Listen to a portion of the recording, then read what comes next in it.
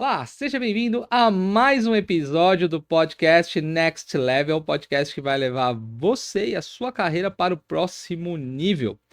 Se você é novo no canal, seja muito bem-vindo. Eu sou Paul Barramondes, sou Head Global de Supply Chain, sou especialista de recolocação e transição de carreira e trazendo sempre convidados muito especiais para que você possa se inspirar, gerar insights que você possa aplicar na sua carreira.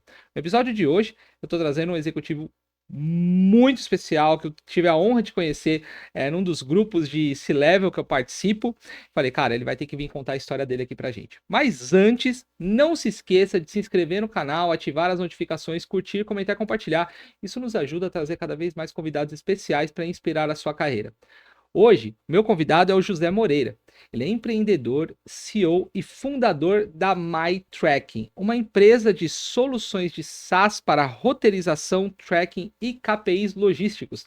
É um cara da minha área. Bom, você sabe que eu sou da área de supply chain logística e vai ser um bate-papo muito inspirador. E como você sabe, eu faço programa para eu aprender e compartilho esses insights com vocês. Então, vamos lá, José. Muito obrigado pelo seu tempo de vir de longe, né? Você veio de longe, não é tão perto aqui, apesar de você estar em São Paulo, para poder gravar comigo. Muito obrigado aí pelo seu tempo. Pô, obrigado você. É um prazer estar falando com você aqui, né, no seu podcast, no Next Level, e tenho acompanhado aqui o seu trabalho. E como você já falou, né, é um prazer conhecer no Open Mind, né, e estar aqui, bater esse papo, vai ser com certeza um aprendizado para mim também, e trazer conhecimento aqui também para o seu público, para o seu canal. E eu vim, como você falou, né, eu venho de longe, um pouco aqui para São Paulo, é um pouco longe, mas mais longe Mas hoje ainda, né, porque ainda. eu Seu sou sotaque te entrega. entrega, né? E o pessoal pergunta que você tá aqui em São Paulo aonde, né? Quando eu estou falando com alguém, né? Estou falando com um cliente ou com um amigo novo. Você está em São Paulo, está hospedado aonde, né? Porque o sotaque permaneceu. Eu estou aqui em São Paulo já há 6, 7 anos. Fico aqui em Barueri. Mas o sotaque paraibano permaneceu. Minha origem lá de Campina Grande, que eu sou, e minha família. E estamos aqui há esse pouco tempo, então o sotaque é muito forte e permanece. Aí eu venho de mais longe ainda, lá da Paraíba. Exatamente. Cara, MyTracking vai fazer 12 anos, né? Agora. É uma empresa que, pelo que a gente conversou, me pareceu muito inovadora no que tange a SaaS para logística. Tem vários players no mercado, fato. Mas eu vejo que as empresas, elas ainda não tem muitas empresas que estão investindo e focando nesse tipo de tecnologia, pelo menos aqui no Brasil. Globalmente, eu atuo globalmente, então eu vejo muita coisa lá fora. Principalmente pela questão de malha logística, eles estão à frente. Você pega a Europa, apesar de a Europa ser enorme, mas você tem países ali que são próximos, você tem a questão do courier que funciona muito bem, a logística funciona muito bem, mas aí vem para o Brasil, e o Brasil ele é complexo por natureza.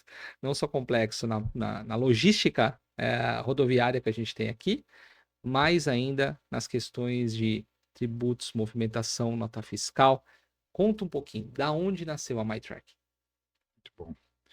Tem essa sua fala aqui já tem uma série de insights aqui para a gente trocar ideia, uma série de pontos para trocar, e principalmente com a cultura de inovação, né? Com a cultura de inovação na logística. E aí eu ligo com o início da MyTracking. Eu venho da área, da área de ERPs, era consultor de implantação de ERPs, desenvolvedor, de fato. E trabalhei em algumas indústrias, e me especializei muito na indústria como consultor, implantando os módulos de custo, produção, tudo isso. E em algum momento, nessa trajetória, eu fui parar dentro de uma empresa do varejo, mudei um pouco, fui para varejo, mas muito focado para a logística. Isso com RP. E essa empresa, ela tinha uma cultura de inovação e de investimento em software, em tecnologia. Ou seja, tudo que eles queriam fazer, eles olhavam o software, como é que a gente traz isso para a solução? Como isso a gente traz isso para a tecnologia? E eu estava lá, né, eu era um dos consultores de um time fantástico de consultores, de especialistas em tecnologia. O nome dessa empresa chamava-se Eletroshop, ela não existe mais hoje, lá em Pernambuco, em Recife. E no meio desse processo, nesse desafio de inovação que ela tinha constantemente, chegou no momento em uma reunião, eu falo isso sempre desse caso, que é muito legal, que eu estava numa reunião com diretores, com gestores, e os gestores estavam com um problema. A dor era o seguinte, a dor era resolver o problema do cliente, que o cliente ligava e dizia, onde está meu pedido? A dor era, onde está o meu pedido? Como é que eu Eu ligava lá para a central de monitoramento, que não era esse nome na época, era um call center, né? Vamos chamar assim. E o cliente ligava: cadê meu pedido? Cadê meu pedido? Eu não sei, ninguém sabia. E essa dor caiu na mesa numa reunião com 3, 4, 5 pessoas. Moreira, nós precisamos arrumar uma forma de colocar isso no RP. E aí eu fiquei pensando naquela situação. E essa empresa, como eu disse, tinha uma cultura de inovação, já estava pensando em muita coisa, além daquela época, lá em 2013. Então, e aí eu fiquei pensando naquela demanda e tentando encaixar uma forma de trazer para o RP, e não tinha como fazer aquilo no RP. E ao mesmo tempo, eu conheci muitas pessoas boas que estavam pensando em inovação também, aplicativo, mobile, tudo isso. E conheci meu sócio. E aí surgiu, eu disse, puxa, dá para desenvolver isso, um aplicativo, resolver colocar na mão do motorista, o motorista apontar que entregou, e na hora que alguém ligar e dizer onde é que está meu pedido, eu consigo dizer, a partir de um software, de uma plataforma. E aí eu ofereci isso como solução, não mais como consultoria, e aí entrou o espírito empreendedor, né, de querer fazer alguma coisa diferente, querer fornecer uma tecnologia, além de só de ser consultor, né, porque você tem o consultor PJ, ele não é empreendedor ainda, ele é empreendedor quando ele começa a vender a consultoria dele. Exatamente. Então, nesse momento eu vendi o produto e deu certo, fechou, a gente virou nosso primeiro cliente, a gente fez o MVP, fez o processinho de startup, MVP, POC, toda essa parte de pivotar um pouco durante o processo de desenvolvimento, e aí nasceu a MyTrack naquele momento. E daí para frente tem uma história de 11, 12 anos que vai fazer agora, né? Então, nasceu com essa dor e com esse intuito de resolver um problema da logística de visibilidade. E até hoje o MyTrack resolve essa dor. É uma das principais funções da solução da tecnologia. É resolver uma dor de visibilidade. Seja naquela época era para o mercado B2C, muito focado ali na entrega do varejo, de quem compra na loja física, nessa época era uma empresa de loja física, comprar uma geladeira e não saber onde está o pedido. Hoje, a gente atende tanto o varejo físico, como o digital, como e-commerce, distribuidores, e também agora indo de uma forma muito forte para a indústria também, com o processo da indústria entregar, ter essa necessidade de entregar de uma forma mais eficiente e de ter visibilidade para o seu cliente final e para o seu cliente intermediário, distribuidores, de onde está meu pedido, a gente começou a ir para a indústria também. Então, nasceu com esse foco e hoje é uma das bandeiras que a gente levanta muito forte de trazer visibilidade para esse setor de logística, de tracking, de monitoramento, de control tower, de central de monitoramento. Esse é um pouco aí da nossa história e nosso DNA continua até hoje assim com esse core muito forte. Espetacular. E algo altamente necessário. Que veio um player grande aí do mercado, né? O Mercado Livre, que revolucionou a forma de se entregar, né? Na velocidade e tudo mais. Inclusive no evento que nós tivemos, teve a palestra lá do Mercado Livre, né? E tudo maravilhoso, mas gerou um comportamento nas pessoas de que assim, eu quero comprar e quero receber no mesmo dia, se não no dia seguinte eu quero ser comunicado o tempo inteiro de onde está a minha carga. Né? E aí o Mercado Livre trouxe isso para o varejo, e aí eu vejo que muitas empresas e muitas indústrias acabam não, né, querendo fazer algo similar, porque o comportamento do consumidor ele passa a ser o mesmo, independente do segmento. Assim, se eu recebo no mesmo dia em casa, por que que você, indústria, não vai poder me entregar uma peça tão rápido e eu saber onde está? E aí começa, né, os desafios. Bom, nesses 12 anos, com certeza vocês enfrentaram vários desafios.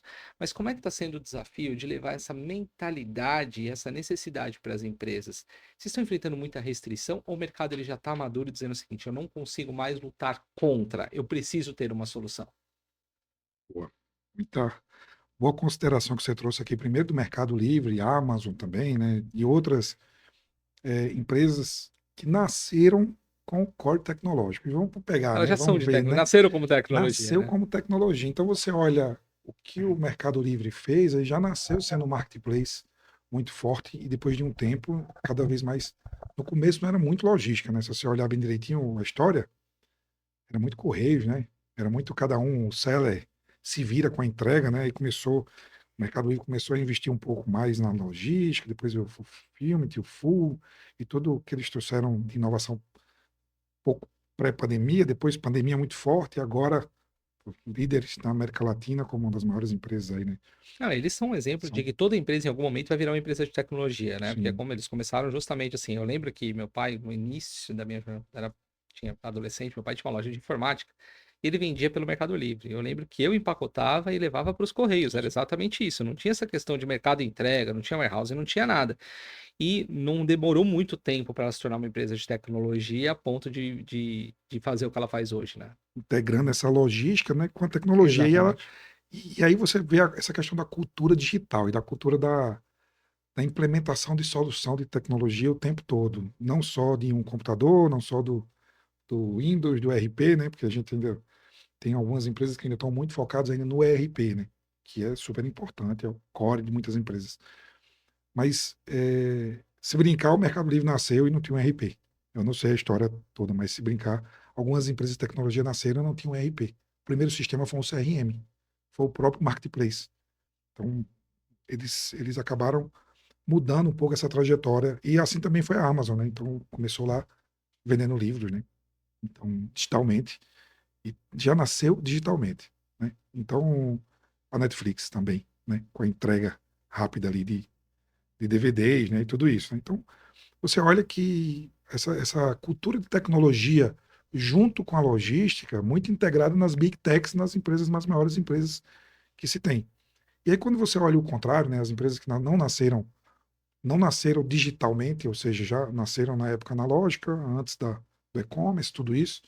E aí vem com essa cultura de inovação e de implementar novas tecnologias e softwares, é um pouco mais complexo, porque não é só o querer do gestor de logística, nem do gestor de TI. Dependendo do tamanho da empresa, existem questões da gestão familiar da empresa, existe o setor de compras, né, que é um desafio, você negociar. Como é que compras negocia com startup? Eu estou comprando por RFQ gigantes, com diversos critérios, né? Como você negocia com a startup que está nascendo agora, com a tecnologia nova, com o robô, com a empresa que está desenvolvendo IA? Então, eu vejo que muitos dos desafios estão ligados ainda à não implementação dessa cultura de inovação ágil, rápida, né? Eu já estava escutando hoje, batendo um papo aqui sobre o VUCA, né? Sobre o mundo VUCA, né? Sobre esse mundo, né, super ágil e super dinâmico que nós vivemos hoje. E então as empresas precisam de fato implementar essas culturas mais ágeis de compra de software. Como é que eu compro um software rápido? Como é que eu compro um novo? Como é que eu monto um novo CD warehouse de uma forma dinâmica com robôs? Não dá para fazer muito isso como fazia antigamente. Tem que ser muito mais rápido, testar, implementar, saber que tem que ter uma grana para inovação contínua. Esse eu acho que é um dos maiores desafios que a gente tem hoje para a implementação de tecnologia. Depois vem e está interligado também, que é a questão do conhecimento e do treinamento das pessoas, né? Então, liga uma coisa com a outra, que é, de fato, criar uma trilha de conhecimento nas empresas voltada a essa inovação. Como é que eu crio essa trilha de conhecimento voltada à inovação em cada negócio? Numa super indústria, numa empresa distribuidora, onde os vendedores hoje, todo mundo tem um telefone na mão, não tem como sair disso. Eu faço uma ligação com meu pai, que tem 62 anos, é vendedor, e utiliza um telefone já há 20 anos que ele utiliza um smartphone. Antes era um Palm, né? Que era comum na área de vendas Que para era puxar comum para pedido e puxar tudo mais. pedido e tal, mas hoje é um smartphone, está na mão, faz reunião online, digital, o tempo todo, tal. Então, como é que faz isso, né? Com a implementação de treinamentos contínuos, falar dessa cultura, porque a cultura se faz se falando. Se você não fala dessa cultura nas empresas, dizendo, olha, nós temos uma cultura digital, nós vamos implementar tecnologia para monitorar o pedido. E se você não fala sobre isso, como é que as áreas estão envolvidas? Como é que a área de vendas vai comprar a ideia e vender a ideia para o seu cliente final? E vender isso como benefício? Então, tem muita relação com essa implementação da cultura. Eu vejo como um desafio muito forte para trazer mais tecnologia para o Brasil. Então, você falou que fora a complexidade, existe já uma inovação mais avançada, né, em vários outros países, mas eu vejo que justamente por causa disso, porque as big techs nasceram nos Estados Unidos. Então, Olha lá como é Essa que, né? é outro O universo. time, né, é muito mais rápido, né? Não, e é outro mindset também. Eu vejo que, assim, o nível de complexidade fora do país para você abrir uma empresa e para você sustentar uma empresa, a questão até de tributos, é muito mais fácil para eles. Aqui, o que que eu percebo? Conversando com muita gente, conversando com muita empresa. O fato de no Brasil você ter uma estatística que as empresas não vivem morrem até o seu quinto ano, né? E muitas delas morrem no segundo, faz com que você seja preciosista em qualquer tipo de custo e implementação que você vai fazer. Então, aí você vai sempre postergando, né? Por quê? Porque você quer que a sua empresa seja longeva. Aí você joga pro ano seguinte, Sim. joga pro ano seguinte. E normalmente as empresas só lembram quando se tornou crônico. Ou porque tem uma dor latente, tá? E no que tange a logística, a dor é essa. Eu quero saber aonde está e quando vai chegar. Falo por uma dor que eu vivo hoje, né? Latente na minha operação, que é o fato de lá fora a gente poder operar de uma forma em que você consegue rastrear passo a passo, como num site de uma DHL e uma OPS, como é que eu explico para o pessoal lá de fora que aqui no Brasil, muitas transportadoras, você tem que pegar o seu CNPJ, entrar dentro do portal da empresa, que para mim já, né, é muito complexo, tem que ter uma identificação que qualquer um pode acessar. E não que eu tenho que pegar o CNPJ, entrar, logar, olhar, porque senão eu vou ter que ter uma pessoa só para poder fazer o reporte e passar para outras pessoas que estão cobrando. Então eu vejo que é isso, eu vejo que ainda o Brasil ele evoluiu muito, mas eu vejo que pequenas e médias empresas ainda têm uma certa dificuldade, atraso, empresas de média para grande já estão mais investindo nisso, mas eu imagino o desafio que vocês enfrentaram para conseguir transpassar essa barreira de dizer, primeiro, não é caro, porque as empresas acham que é custo e não investimento, né? Porque é intangível, né? Como é que se calcula o ROI da satisfação do seu cliente de saber onde a carga está? Cara, é complexo. Não é simples de você construir um business case, chegar para o gestor e falar assim, ó, tá aqui, você vai ter o ROI em tanto tempo. Você está falando Demais. de... E esse tema que você trouxe do ROI, mais complexo ainda, pô, é você mostrar ROI de inovação. Uma inovação que ainda você está testando, e aí entra a cultura de startup, a Exato. cultura de investir num processo e estar disposto a errar, e a errar rápido, aquela velha história, né? Errar rápido, é acertar mais do que errar. Então, como você mede isso de uma coisa nova? Como você mede o ROI de um IA? Poxa, eu vou implementar IA aqui para quê? Para resolver os problemas das documentações da empresa, para fazer um chatbot, para uma comunicação, para integrar um pedido, para ler um documento. Aí, como você lê o ROI? Todo mundo vai sentar e vai dizer, olha, preciso saber quando é que se paga, quantas pessoas eu vou tirar, quantas pessoas vou ter que remanejar de setor, quanto combustível eu vou... Isso é top, isso é fantástico. Inclusive, nós trabalhamos muito nisso continuamente com o nosso cliente. Mas, de certa forma, algumas das tecnologias a serem implantadas, você vai ter que implementar, porque cada empresa vai ter um tipo de ROI diferente, vai ter um tipo de retorno sobre esse investimento diferente. E uma expectativa de retorno também, né? Porque uma coisa assim, você pode calcular o ROI de várias maneiras, mas se a minha expectativa de ROI não for atendida, você pode colocar qualquer cálculo na minha frente. Não adianta. É, é, e isso vale para todos os negócios quando a gente está falando em inovação, né? Então, isso vale para uma ação de marketing diferente, de uma nova rede social que você está fazendo. Você não vai saber o impacto enquanto você não investir. Ou você vai esperar a McDonald's abrir a loja no bairro para abrir a sua vizinha. Ou você vai ser o inovador que de fato vai lá e vai testar aquele mercado. Então vamos testar o mercado, né? Então vamos testar também a tecnologia. E cada vez mais está ficando mais fácil fazer isso, porque nós temos IA, nós temos low code, nós temos empresas ágeis trabalhando no mercado. Então eu falo sempre isso muito para o nosso cliente, às vezes, quando ele está muito querendo ver o ROI, que é importante, e a gente às vezes traz uma expectativa, um dado, um número, dizendo, olha, empresa tal, segmento próximo, ou teve uma redução de 20% em retornos, que na conta dela deu tantos milhões em custo anual. Então, em alguma outra, a gente consegue trazer. Em outros mercados mais novos, que a gente vai começar, que está começando ainda a buscar essa inovação, ele vai ter que implementar a tecnologia. Então, é um desafio também trazer esse número do ROI. É mais uma coisa. E hoje, a gente é muito acostumado a fazer isso, né? A investir em alguma coisa e saber qual o ROI, o que é que vai trazer para mim de retorno. Nós estarmos fazendo esse bate-papo aqui hoje. Qual o retorno que traz para você e para mim? nós sabemos que nós estamos contribuindo com o público, isso nós temos certeza, né?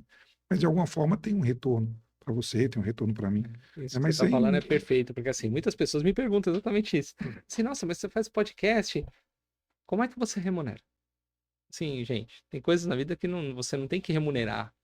A remuneração ela vai ser um contato, uma conexão, uma oportunidade. As pessoas não veem que o networking, que é o que a gente fez, foi onde a gente se conheceu, Sim, ele é muito mais valioso, porque a gente começa a entender a necessidade um do outro, a gente vai gerar um valor para o outro, e aí a gente começa a co-criar e as oportunidades aparecem. E inovação não é diferente, né? Então você precisa começar a implementar, você precisa ter uma cultura de inovação, saber que você vai errar, porque a única certeza que você tem na inovação é saber que você vai errar. exatamente. Que em algum momento algo não vai dar certo e você vai ter que pivotar, tanto que tem a máxima, né? Erre rápido, aprenda rápido e corrija rápido, Sim. né? Para você poder crescer. Então, eu acho que assim, a mentalidade ágil, ela chegou muito forte. Mas quando você tem a mentalidade do fundador, você sabe que às vezes dificulta um pouquinho, né? Mas eu vejo que a coisa tá fluindo muito rápido. E nesses 12 anos, qual foi o maior desafio que vocês enfrentaram?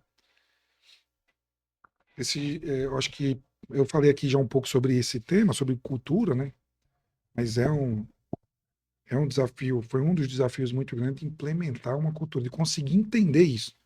Na verdade, eu não entendia, eu como gestor, eu não entendia até um momento atrás, que né, a importância que a cultura tem na organização. Então, eu poderia dizer aqui que a maior dificuldade foram pessoas, mas a maior dificuldade foi a cultura que eu não implementei corretamente, e aí eu não consegui ter as pessoas que eu precisava ter em cada momento. Hoje, é claro que isso é um processo construtivo, é um negócio que você nunca vai, igual se busca a excelência, nunca se tem, sempre se busca. Nesse caso também da cultura, é a mesma coisa.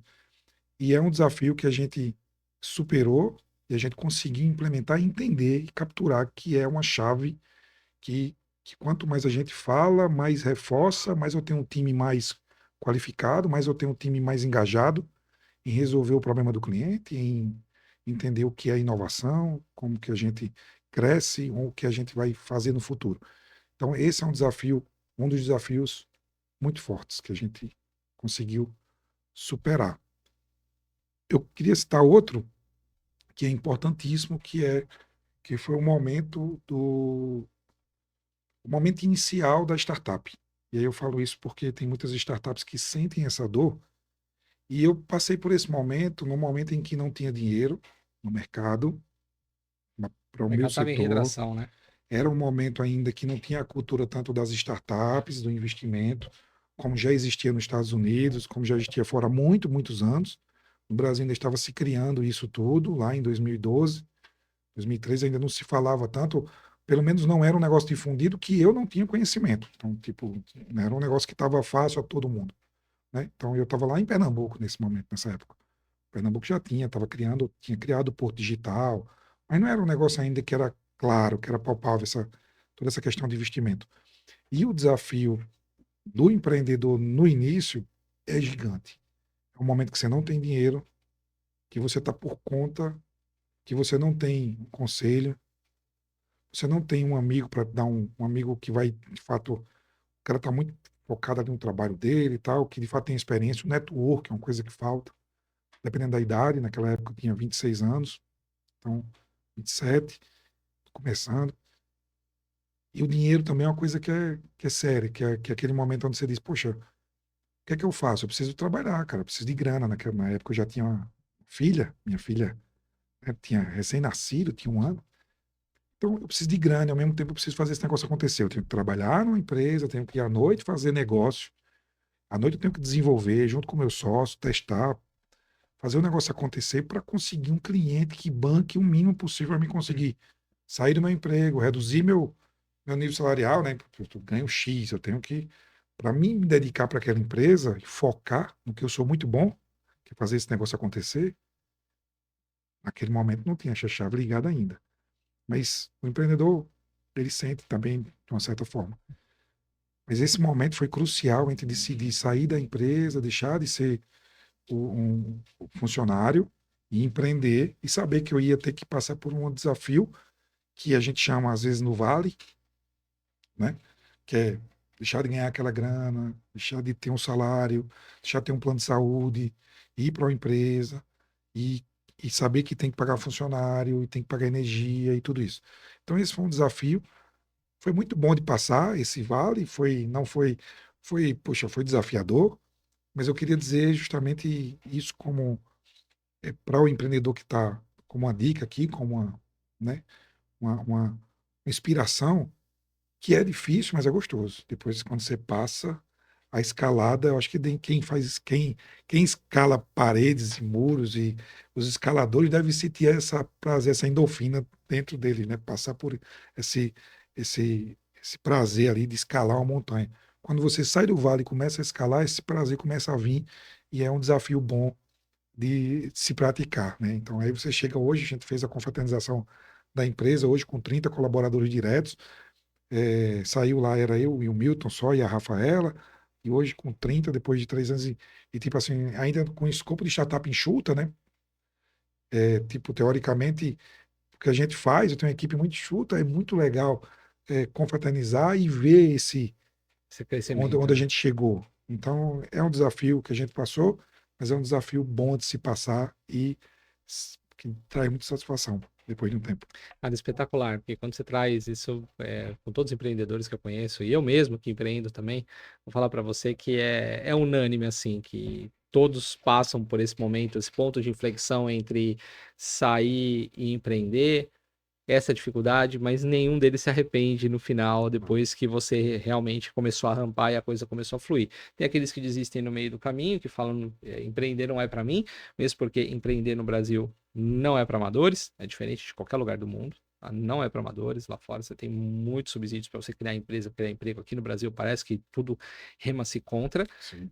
Muita coisa mudando, pessoal, sim, mas a coisa ainda não é fácil, mas quando você traz isso, você vê que os desafios foram vencidos e de que é possível, cara, isso é extremamente inspirador.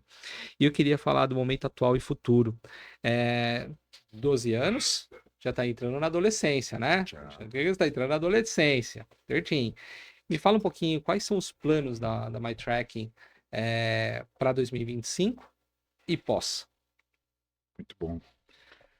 Mas Tracking vem numa pegada de crescimento orgânico, né? Porque nós decidimos durante esse tempo todo não ter investidores. Ou seja, seguir por conta própria o que a gente conhece no mercado como um bootstrap. Ou seja, os sócios, eu só tenho um sócio, eu e o Milton, a gente decidiu seguir por nossa conta, né? E aí sempre, claro, com o assédio e com a conversa com o mercado de investimentos.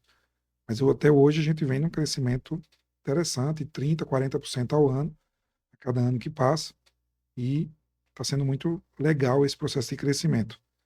Mas, mas esse ano a gente tomou uma decisão agora, em 2024, de olhar 2025 como, e os 2 próximos anos, como o ano de fato de dobrar e dobrar, né? Como fazer isso, né? Primeiro, trazendo pessoas muito boas, que é aí onde entra aquele negócio da cultura, da implementação, de cultura, de fortalecimento disso tudo, missão, visão e valores, da formação de um conselho. Então, eu sei que você é conselheiro também, e a formação do conselho foi muito importante. Nós montamos o conselho consultivo, temos 3 conselheiros. Esse ano foi que a gente conseguiu dar esse passo, e esse foi um passo muito importante para que no próximo ano aconteça essas viradas, porque essas pessoas trazem o quê? Super experiência Exatamente.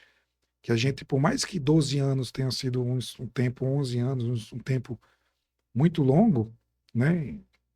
Mas para uma empresa e para tudo que a gente passou e para todas as mudanças do mercado, é, tem muita coisa a se aprender. Muita, muita, muita. A metade, o pico ainda está muito alto ainda. Então, e trazer pessoas boas para o conselho foi muito importante. Então, a gente está passando agora por essa mudança fantástica de ter o conselho e estar escutando a experiência desses 3 feras ali que têm contribuído com a gente. E aí a gente fala de quê no conselho? Fala de futuro, fala um pouco de presente, mas fala muito de estratégia. E aí o que é que a gente está falando e o que é que a gente está planejando e montando para os próximos 2 anos? Primeiro, fazer a empresa dobrar de tamanho. Em faturamento, em quantidade de pessoas, em estrutura e em clientes. E aí a gente vem muito focado em transformar a plataforma, em ter uma plataforma de fato focada com áreas específicas para atender as transportadoras, que é um setor que a gente atende, e uma área muito específica para atender a indústria e os embarcadores. Mas a indústria, de uma forma geral, os atacadistas e os varejistas. Então, separar um pouco Por segmento, essas né? duas segmentações. A gente sabe que a indústria é um setor que tem uma necessidade muito forte dessa tecnologia de tracking, principalmente porque a indústria está cada vez mais entrando para entregar no cliente final. A gente tem acompanhado uma mudança. E olhando isso, a gente vem com esse foco em ter essas unidades de negócio, cada uma focada muito em cada sua área, do transportador e uma unidade focada em atender a indústria, o embarcador, o varejo, distribuidores, muito nesse escopo de embarcador, que as pessoas às vezes não conhecem tanto esse termo, né, de embarcador, mas de fato a indústria que está ali produzindo o produto, que está distribuindo para os seus, para varejo, para o cliente final agora. Então, esse é um dos objetivos que a gente tem, focado em trabalhar esse número como meta, né, macro. Mas em tecnologia, implementar cada vez mais. A gente já tem muita coisa de IA no back, né? Tanto nos processos, esse ano a gente instituiu a cultura de utilização de IA dentro da empresa. Então foi uma coisa legal que a gente fala para todo mundo, utilizem IA. Então a gente traz essa cultura muito forte, Bacana. implementamos bases de conhecimento com IA e Vocês têm aí outras. a própria? Não, a gente utiliza uma IA da Amazon para análise de imagem, um IA do Google também para análise de imagem, um pouco de roteirização com IA também, mas sempre plugando em Tá. em players muito, muito grandes. Por exemplo, a gente usa muito Amazon. Acho que 99% de nossa infra e de nossa tecnologia por AWS, trás é né? AWS. AWS. É porque a AWS. AWS ou Azure, né? No final do dia você tem Isso. O basicamente Google, o o Google está Google, né? muito forte É. também. Então a gente, e principalmente por questão de segurança, compliance e tudo isso, eles nos dão uma segurança muito forte com isso.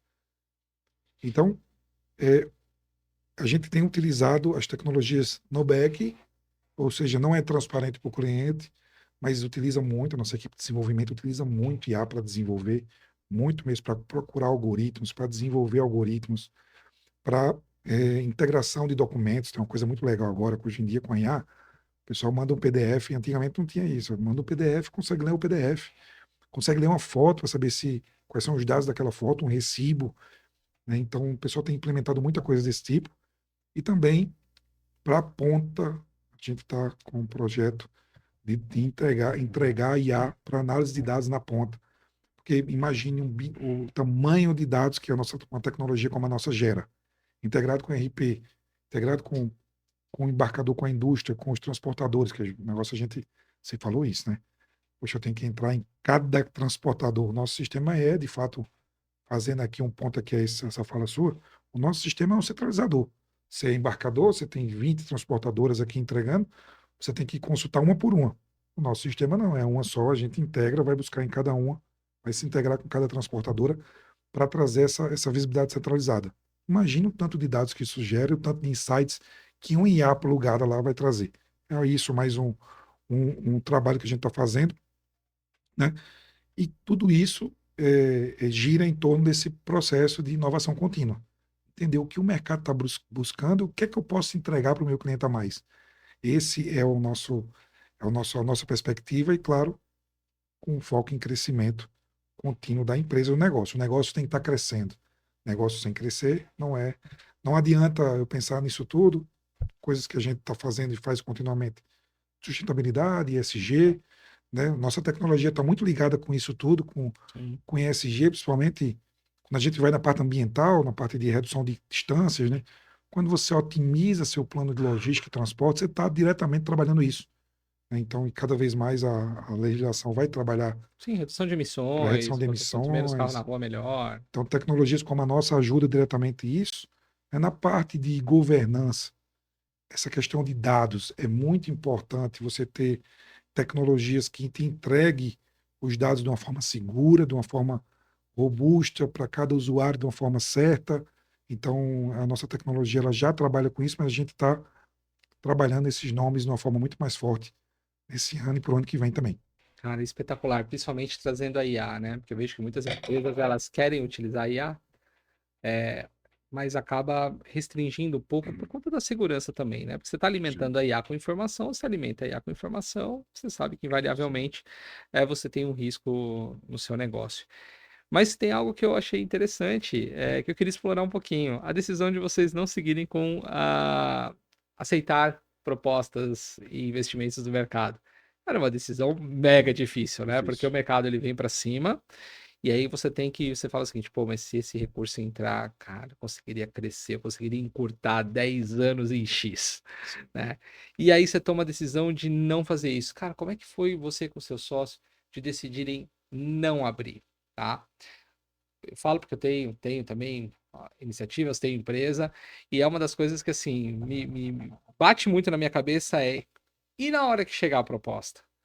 É o momento de continuar, não continuar? Como é que vocês exploraram isso? O conselho tem dado suporte para vocês em relação a isso? Ou vocês formaram o conselho justamente porque chegou nessas situações e falou, ó, vamos formar o conselho porque essa tomada de decisão é um pouco mais complexa para a gente? O conselho, ele não teve essa pegada por causa disso, foi de uma forma geral, mas isso também está dentro do pacote, Tá. de entender. Até porque um dos nossos conselheiros fez um negócio, fez um M&A, fez um processo bom, né? E ele hoje é um VP de uma grande empresa de tecnologia. Então, fez parte também para a gente entender se é o momento ou não. E claro que não dei sorte, mas não foi Planejado. planejado, mas os três conselheiros têm visões diferentes cada um dos outros, e isso é muito bom. Um fala muito mais em investimento, outro fala mais em utilização de caixa, queima caixa, cada um fala de uma forma específica sobre como a gente usa os recursos, né? Mas eles têm ajudado muito nessas decisões. Então a gente sabe que ainda não é o momento, apesar da gente estar sempre escutando o mercado, porque o mundo é muito dinâmico. Então você tem que estar sempre aberto a entender quais são as propostas, o que é que vai acontecer com cada investimento. Às vezes é um investidor estratégico, é um negócio que de fato vai fazer você virar o jogo e se transformar na empresa de 100, 200, 1 bilhão. Então, como é que você vira esse jogo? Você tem que escolher muito bem e tem que saber qual é o investidor certo. Existe o fundo que vai ficar no seu pé, que vai querer o resultado, existe o investidor estratégico, que está olhando sua tecnologia como uma ponte para outros negócios, como uma empresa estratégica para comprar outras. Então, cada negócio é um negócio. Apesar da gente ter crescido até hoje, a gente fica aberto sempre ao mercado de uma forma com escuta ativa, entendendo todos os. E até porque cada momento do mercado é um momento. Então também tem isso. Exato. Nós passamos pelos momentos em que o dinheiro tinha muito dinheiro no mercado. Só que naquele momento eu tinha fechado com uma das maiores empresas do mundo de cosméticos, a Avon. Então, lá em 2014, 15, o nosso cliente virou a Avon, foi aí. E a gente tinha que fazer o quê? Porque quando você vai buscar investidor, você tem que se dedicar àquele negócio. Exatamente. E não só quando você busca, mas quando ele te busca também, porque você tem que analisar NDA, contrato, advogado, jurídico, tudo isso. E naquela época a gente estava focado em quê? No cliente. Isso foi fantástico, porque nós criamos uma super tecnologia. Nós focamos num cliente que não era um cliente, era um cliente gigante, era a Avon, que nos fez crescer em governança, implementar toda a questão de compliance, que a gente não tinha, porque era startup, não tinha mesmo, não é porque a gente não queria, porque a gente sabia que existia aquilo.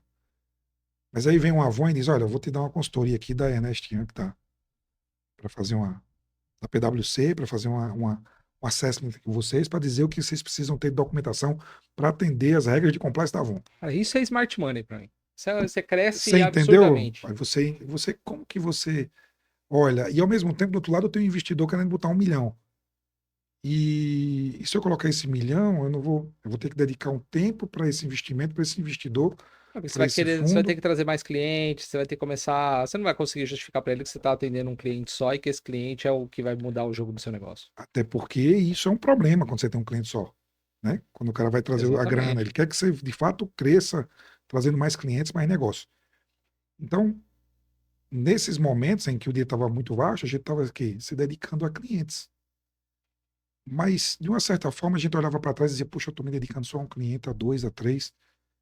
Isso será que está fazendo mal para a gente ou bem? No final das contas, claro que tem os pontos positivos e os pontos negativos. Aí a gente tem que sempre estar colocando na balança. No final das contas, qual foi o resultado que a gente trouxe?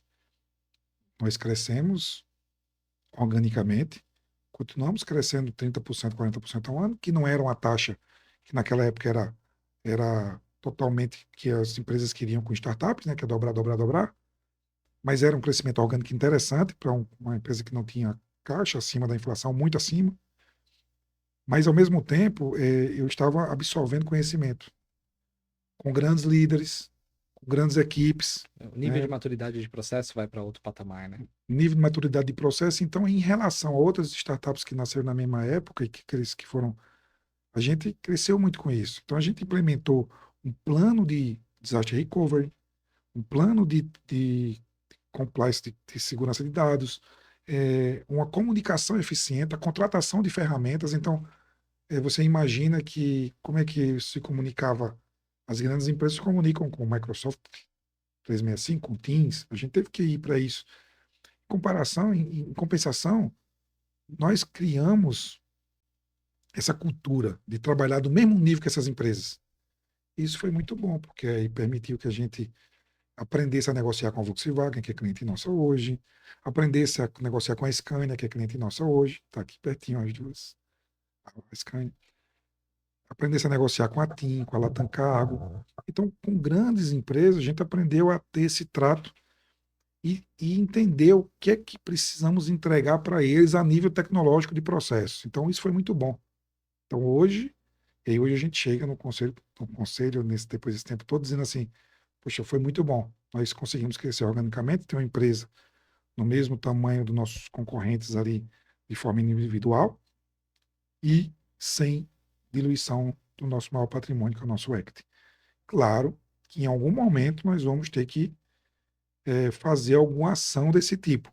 Mas o que, que a gente pensa bastante não posso, de forma nenhuma, prejudicar o meu cliente. Ou seja, como é que Sim. eu faço uma jogada muito boa sem perder meu nível de serviço? O que acontece? Sim. Vai acontecer, né? Garantindo o atendimento de dono, garantindo esse espírito de empresa de dono, que todo mundo se preocupa com o cliente, sabe qual é a cultura da empresa, né, sem misturar culturas. Então, essa é uma preocupação que a gente tem, por isso que quando a gente fala, estou aberto, muito estratégico, muito focado para a nossa cultura atual, o que a gente quer fazer nos próximos 3, 4 anos, que é o nosso olhar.